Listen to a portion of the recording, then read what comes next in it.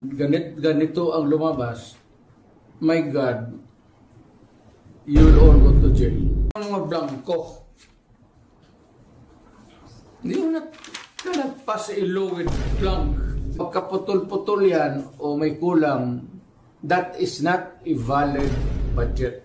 May nakita akong maraming kulang sa BICAM report. Yung pinirmahan kahit may mga nakikita tayong blanco. So far, ito yung nakikita ko na pages na kulang.